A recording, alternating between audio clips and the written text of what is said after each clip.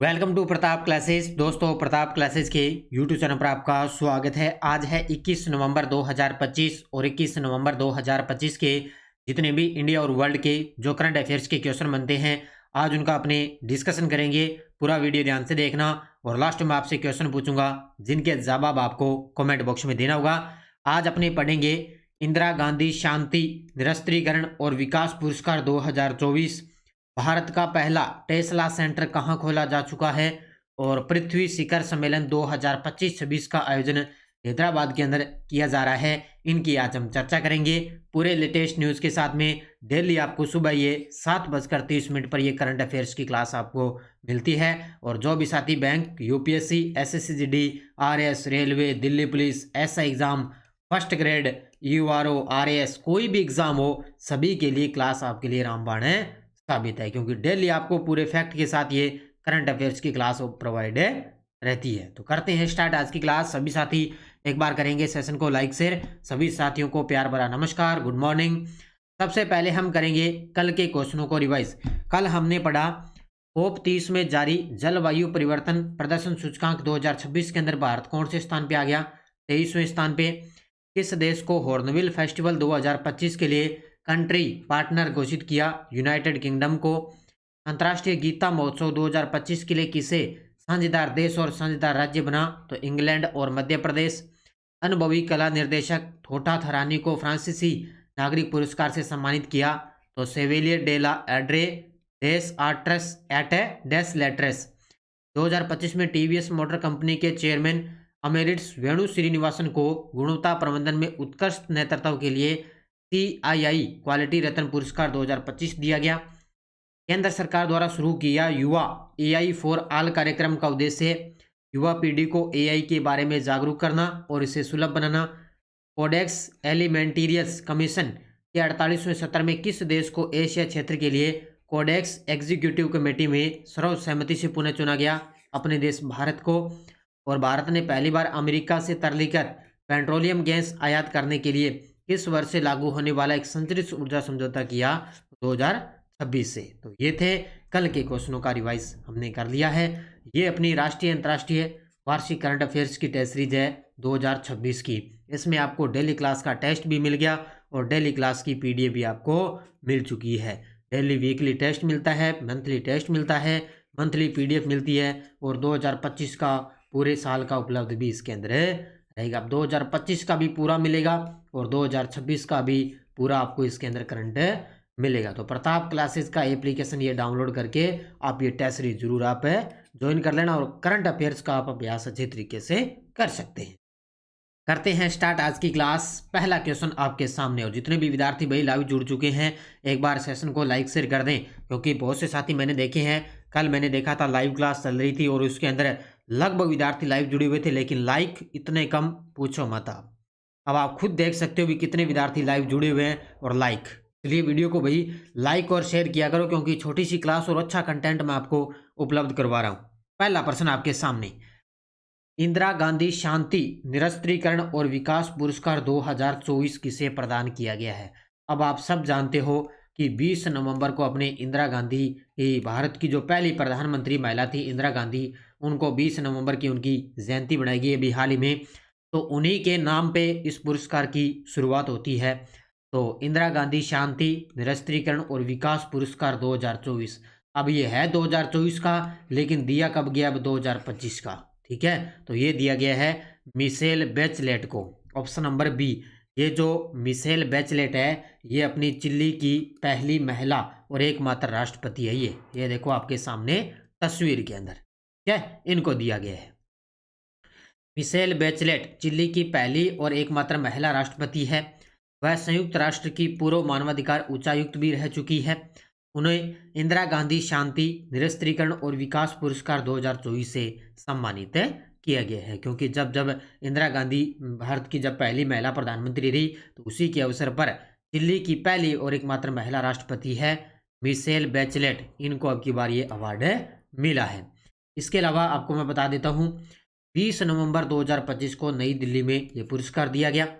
पुरस्कार प्रदान करने का कार्य जो है वो कांग्रेस संसदीय दल की अध्यक्ष सोनिया गांधी द्वारा किया गया था। ये पुरस्कार किसके द्वारा?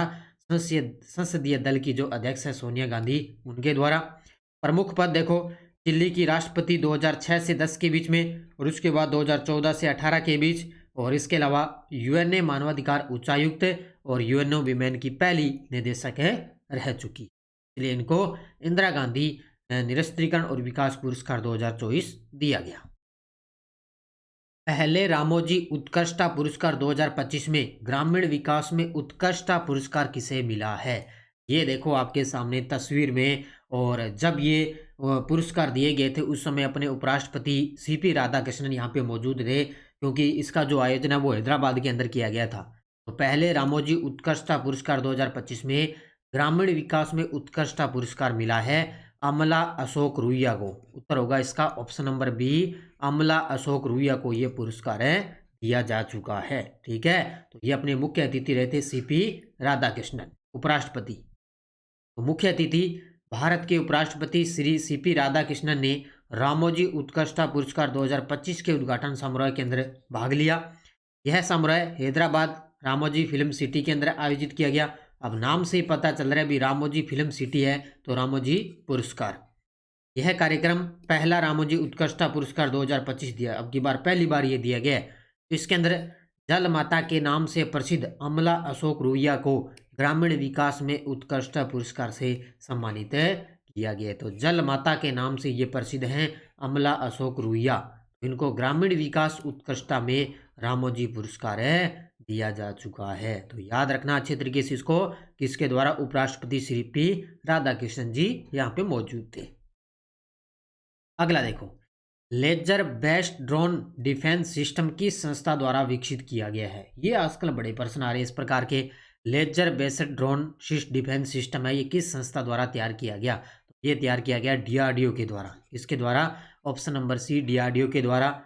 ये देखो, सबसे पहले आप इनके बारे में कोई भी आता है तस्वीर आप बढ़िया तरीके से देखा करो, क्योंकि ये चीज़ें हमें याद हो जाती है अच्छे तरीके से। अब देखो, ये laser based drone defence system है। ठीक है, अब ये इस प्रकार का ये ड्रोन है और इस प्रकार के साथ में ये इस प्रकार का लगा होगा इसमें।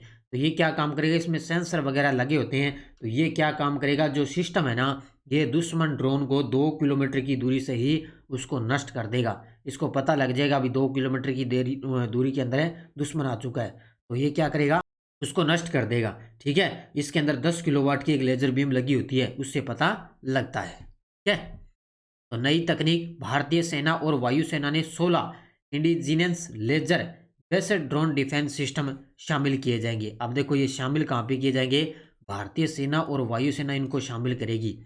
और ये सिस्टम डीआरडीओ ने इसका विकास किया है। ड्रोन रेंज, यह सिस्टम दुश्मन ड्रोन को 2 किलोमीटर की दूरी से नष्ट कर सकता है।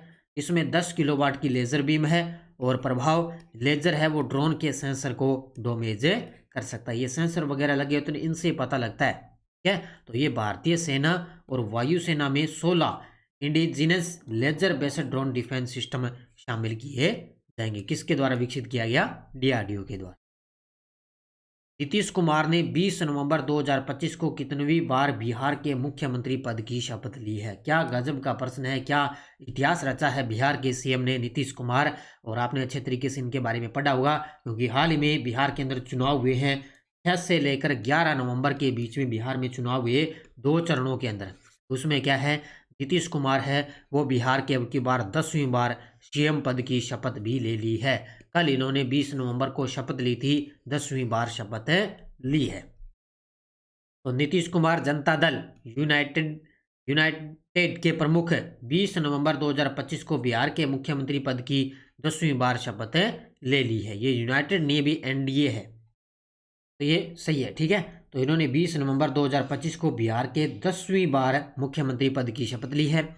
यह शपथ ग्रहण बिहार विधानसभा चुनाव 2025 में राष्ट्रीय जनतांत्रिक गठबंधन एनडीए की भारी जीत के बाद दी जा चुकी है, क्योंकि विधानसभा चुनाव है बिहार के अंदर, तो उसमें राष्ट्रीय जनतांत्रिक इनका गठबंधन है एनडीए। तो इन्होंने कुल 243 में से 202 सीटें जीतकर प्रचंड बहुमत हासिल किया है। ये आंकड़ा याद रखना भाई, एनडीए ने टोटल 243 में से 202 सीटें जीती है। पहली बार 2000 के अंदर मुख्यमंत्री बने थे नीतीश कुमार। उप मुख्यमंत्री के रूप में सम्राट चौधरी और विजय सिन्हा ने भी अपने पद और गोपनीयता की शपथ ली है। अब याद रखना इसको अच्छे तरीके से। उप मुख्यमंत्री के रूप में शपथ ली है सम्राट चौधरी और विजय सिन्हा ने। बिहार विधानसभा चुनाव 6 से 11 नवंबर को 2 चरणों में हुए। बिहार के अंदर ऐतिहासिक 67.13% मतदान हो चुका है। यानी कि टोटल मतदान देखें तो बिहार के अंदर 60.7% मतदान हो चुका है। ठीक है, तो इसके बारे में ये डिटेल अच्छे तरीके से पढ़ लेना। अगला देखो, कौन सा शहर पृथ्वी शिखर सम्मेलन 2025-26 की मेजबानी कर रहा है? ये भी गजब का प्रश्न है भी, क्योंकि जितने भी सम्मेलन होते हैं सीधा सीधा प्रश्न आता है एग्जाम के अंदर। तो कौन सा शहर पृथ्वी शिखर सम्मेलन 2025-26 की मेजबानी कर रहा है? तो ये कर रहा है हैदराबाद के अंदर। अब इसका जो आयोजन है ना, ये लगभग 3 संस्करण के अंदर इसका आयोजन होगा। अब ये सबसे पहले हैदराबाद के अंदर इसका आयोजन चलेगा, उसके बाद में कहाँ पे होगा? गांधीनगर के अंदर।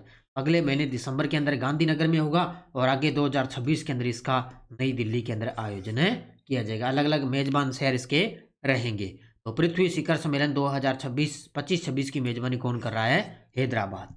देखो, आयोजन का नाम पृथ्वी शिखर सम्मेलन 2025-26। मेजबान शहर है पहला हैदराबाद, उसके बाद गांधीनगर और तीसरा रहेगा नई दिल्ली। मुख्य उद्देश्य वैश्विक परिवर्तन के लिए ग्रामीण नवाचार को सशक्त बनाना। किसके लिए?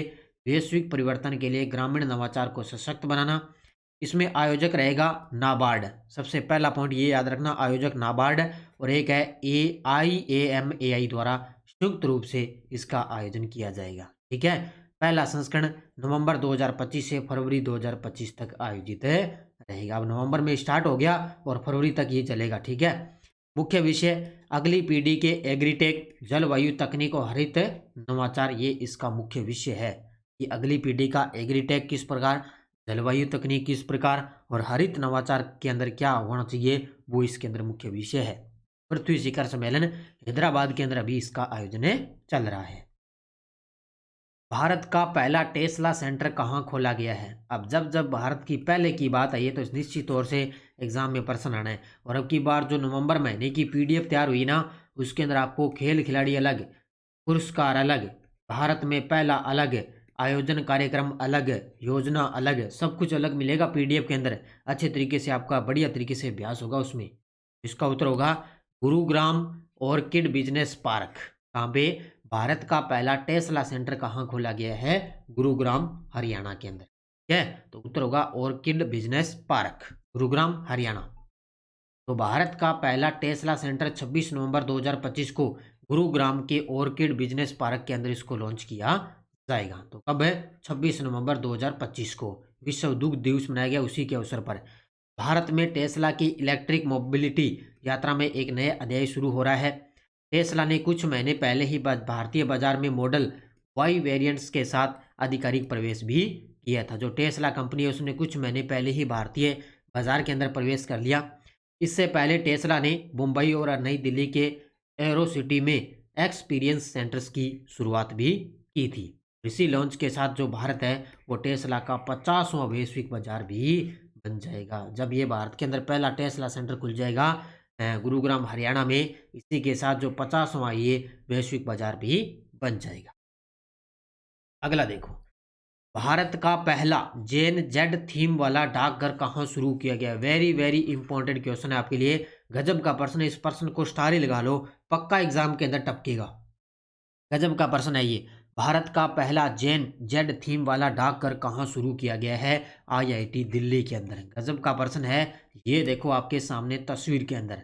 भारत का पहला जेन जेड थीम वाला जो डाकघर है वो कहाँ शुरू किया गया? IIT दिल्ली के अंदर। तो देश का पहला है, और ये अपना जो संचार मंत्रालय है उसके द्वारा इसकी शुरुआत की गई है। तो नया डाकघर लॉन्च, भारतीय डाक ने IIT दिल्ली में देश का पहला जेन जेड थीम वाला आधिकारिक डाकघर शुरू किया। यह पहल संचार मंत्रालय के तहत की गई और संचार मंत्री है ज्योतिरादित्य सिंधिया। उद्देश्य क्या रहेगा? डाकघरों को जीवंत युवा केंद्रित स्थान में बदलना, आज के छात्रों और युवा नागरिकों के साथ बेहतर जुड़ाव बनाना, ये इसका टारगेट है। भविष्य की योजना 15 दिसंबर 2025 तक शैक्षणिक परिसरों में स्थित 46 डाकघरों को नए सिरे से तैयार किया जाएगा। अब ध्यान रखना 15 दिसंबर 2025 तक माना गया है कि 46 जो नए डाकघर हैं उनको नए सिरे से तैयार किया जाएगा। तो देश का पहला जेन जेड थीम वाला डाकघर कहाँ शुरू हुआ? आईआईटी दिल्ली में। वर्ष 2025 का राजकुमार केसवानी सम्मान किसे दिया जाएगा? वर्ष 2025 का राजकुमार केसवानी सम्मान है वो किसे दिया जाएगा? तो ऋचा अनिरुद्ध को। ऑप्शन नंबर बी, किसको दिया जाएगा? ऋचा अनिरुद्ध को दिया जाएगा। ज़्यादा बस पढ़ने की जरूरत नहीं है, थोड़ा सा आपको ध्यान में रखना है, ठीक है। तो इस साल का राजकुमार केसवानी सम्मान है वो ऋचा अनिरुद्ध को दिया जाएगा। किसको? ऋचा अनिरुद्ध। इनकी पहचान है, ये एक जानी मानी न्यूज एंकर है, सामाजिक कार्यकर्ता है, अतिथि वक्ता है, हिंदी टेलीविजन समाचार की लोकप्रिय चेहरा है ये। इनका जो समारोह होगा वो 26 नवंबर को होगा। कहाँ पे? भोपाल में। राजकुमारी केसवानी के 75वें जन्मदिन पर इनको ये अवार्ड है मिलेगा। केसवानी विलक्षण पत्रकार थे। उन्होंने भोपाल गैस त्रासदी से पहले ही उससे जुड़े खतरों के बारे में तथ्यों के साथ खुलासा, ठीक है, याद रखना बस इतना ही, क्योंकि 26 नवंबर को भोपाल के अंदर इसका आयोजन होगा जहां पे इनको ये अवार्ड मिलेगा। 44.99 अरब डॉलर के ब्रांड मूल्य के साथ कौन भारत का सबसे मूल्यवान ब्रांड बन चुका है? याद रखना इसको, 44.9 अरब डॉलर के ब्रांड मूल्य के साथ कौन भारत का सबसे मूल्यवान ब्रांड बन चुका है? वो बन चुका है HDFC बैंक। कौन सा बन चुका है? HDFC बैंक लगातार अब सबसे टॉप पे रहेगा, क्योंकि पिछली बार रहा था कौन सा? टाटा कन्सल्टेंसी, ये रही थी कहाँ सा?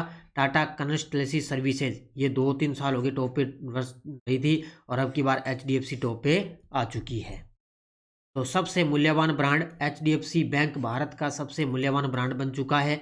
इसका देखें तो 44.9 अरब डॉलर इसका आंकड़ा हो चुका है। इसे पीछे छोड़कर टाटा कंसल्टेंसी सर्विसेज को पीछे छोड़ दिया है। और सबसे तेजी से बढ़ता ब्रांड कौन सा है? वो है जोमोटो। 6 बिलियन डॉलर के साथ इसकी रैंक है 21वें स्थान पे, ठीक है। तो सबसे तेजी से बढ़ता ब्रांड कौन सा है? वो है जोमेटो। राष्ट्रीय एंटी माइक्रोबियल रेसिस्टेंस कार्य योजना 2.0 किसने लॉन्च किया है? ये भी गजब का प्रश्न है, क्योंकि ये आपके लिए जो अपने केंद्रीय स्वास्थ्य मंत्री है JP नड्डा, केंद्रीय स्वास्थ्य मंत्री है JP नड्डा, उनके द्वारा ये कार्यक्रम लॉन्च किया गया। कहाँ पे? ये केरल के अंदर, गोवा के अंदर, ठीक है। तो राष्ट्रीय एंटी माइक्रोबियल रेसिस्टेंस कार्य योजना 2.0 किसने लॉन्च की? JP नड्डा ने, ठीक है। Option number B is the correct answer. देखो, योजना का नाम राष्ट्रीय एंटी माइक्रोबियल रेसिस्टेंस AMR कार्य योजना 2.0। कहाँ पे? 18 नवंबर 2025 को नई दिल्ली के अंदर। कहाँ पे? नई दिल्ली में लॉन्च कर केंद्रीय स्वास्थ्य मंत्री JP नड्डा। अवधि रहेगी इसकी 2025 से लेकर 29 तक, 2025 से 29 तक। AMR से निपटने के लिए बहुक्षेत्रीय और समन्वित कार्रवाई, और मुख्य फोकस रहेगा मानव स्वास्थ्य, पशु स्वास्थ्य, एंटीबायोटिक उपयोग विनियम और निजी क्षेत्र की भागीदारी। यानी कि निश्चित तौर से जो वायरस वगैरह है, एंटीबायोटिक है, स्वास्थ्य से संबंधित है, उससे संबंधित ये कार्य योजना है। राष्ट्रीय एंटी माइक्रोबियल रेसिस्टेंस कार्य योजना 2.0 कहाँ पे लॉन्च किया गया? नई दिल्ली के अंदर है, 18 नवंबर 2025। अब देखो आपके सामने वन लाइनर करंट। पहला है, सिख धर्म के 9वें गुरु गुरु तेग बहादुर सिंह जी का 350वां शहीदी दिवस 24 नवंबर 2025 को मनाया जाएगा। याद रखना बस इतना ही, सिख धर्म के 9वें गुरु है गुरु तेग बहादुर जी, इनका 350वां शहीदी दिवस है वो 24 नवंबर को मनाया जाएगा। इंदिरा गांधी की 108वीं जयंती, जिसे 19 नवंबर 2025 को मनाया गया, भारत की प्रथम और एकमात्र महिला प्रधानमंत्री रही थी, ठीक है। अब की बार 19 नवंबर को इनकी 108वीं जयंती बनाएगी। तीसरा है, भारत है वो 2026 में ग्लोबल बिग कैट समिट की मेजबानी करेगा। वैसे मैंने प्रश्न करवा दिया है, इसका आयोजन अपने नई दिल्ली के अंदर होगा 2026 में, फरवरी में लगभग। और संयुक्त राज्य अमेरिका ने सऊदी अरब को औपचारिक रूप से प्रमुख गैर नाटो सहयोगी का दर्जा दे दिया है। ये चौथा पॉइंट है, संयुक्त राज्य अमेरिका है उसने सऊदी अरब को औपचारिक रूप से प्रमुख गैर नाटो सहयोगी का दर्जा दे दिया। तो ये चारों के चारों अच्छे तरीके से पढ़ लेना। जो संडे के दिन वीकली क्लास आएगी वहां पर मैं आपको ये क्वेश्चन करवाऊंगा। ये टेलीग्राम ग्रुप है, कोई सूचना, कोई लिंक, कोई नोटिफिकेशन, सब आपको टेलीग्राम पे सूचना मिल ही जाती है। कल मैंने राज्यपाल के लिए, आपके लिए राज्यपाल है ना, उसके क्विज डाली थी टेलीग्राम पे, और बहुत सारे विद्यार्थी मात खा गए थे। आपका देख सकते हो, राज्यपाल कल मैंने बैठे बैठे पढ़ रहा था, तभी मैंने क्वेश्चन कुछ ऐसे मिले कि आपको मैंने टेलीग्राम पे डाल दिए। पिछले वीडियो का क्वेश्चन क्या था? भारत का 56वां अंतर्राष्ट्रीय फिल्म महोत्सव कहाँ आयोजित किया जा रहा है? गोवा के अंदर। बहुत सारे विद्यार्थियों ने बड़े गजब के जवाब दिए, उन सभी को बहुत बहुत शुभकामनाएं। कल एक साथी पूछ रहा था कि सर फर्स्ट ग्रेड की करंट की बुक निकालो। फर्स्ट ग्रेड की करंट की बुक अपनी जरूर आएगी, लेकिन 2026 नए वर्ष के बाद, जब नए वर्ष की शुरुआत हो जाएगी 2026 में, उसके बाद में करंट की बुक अपनी आएगी। अभी अब जस्ट है आज या कल आपके लिए मैं फर्स्ट ग्रेड की क्लासें करंट की शुरू करने वाला हूँ, छोटी छोटी। अब देखो क्वेश्चन बोरियो, राष्ट्रीय गोपाल रत्न पुरस्कार में सर्वश्रेष्ठ कृत्रिम गर्भाधान तकनीशियन का प्रथम पुरस्कार किसे मिला? मनोज कुमार साहू, दिलीप कुमार प्रधान, श्री अरविंद यस पाटिल, प्रदीप कुमार महापात्र। इसका जवाब आपको कमेंट बॉक्स में देना है। तो ये थी आज की अपनी क्लास। ये अपनी सीएटी की कोई साथी तैयारी कर रहा है तो 12वीं और ग्रेजुएशन लेवल दोनों के लिए करंट अफेयर्स की टेस्ट सीरीज चल रही है। अंतर्राष्ट्रीय, राष्ट्रीय और राजस्थान तीनों का करंट आपको उपलब्ध हो रहा है। इसके अलावा स्कूल व्याख्याता की यही टेस्ट सीरीज राष्ट्रीय, अंतर्राष्ट्रीय, राजस्थान तीनों का करंट आपको एक साथ उपलब्ध रहेगा। एसआई की करंट की दिल्ली पुलिस की चल रही है, रीट मेंस एसएसटी की चल रही है, सेकंड ग्रेड एसएसटी के पुराने पेपर अपलोड है और फर्स्ट ग्रेड सेकंड ग्रेड के भी पुराने पेपर अपलोड है। ये भी आप ले सकते हो अच्छे तरीके से। वीडियो को जाते जाते करेंगे लाइक शेयर। ये थी आज की अपनी 21 नवंबर की क्लास। आज थोड़े क्वेश्चन ज़्यादा थे, इसलिए हो सकता है 1-2 मिनट की क्लास आपके लिए लंबी हो सकती, कोई बात नहीं। अच्छे तरीके से पढ़ो, मेहनत करो, निश्चित तौर से आपको सफलता मिलनी है। तो धन्यवाद। जय हिंद, जय भारत, जय राजस्थान।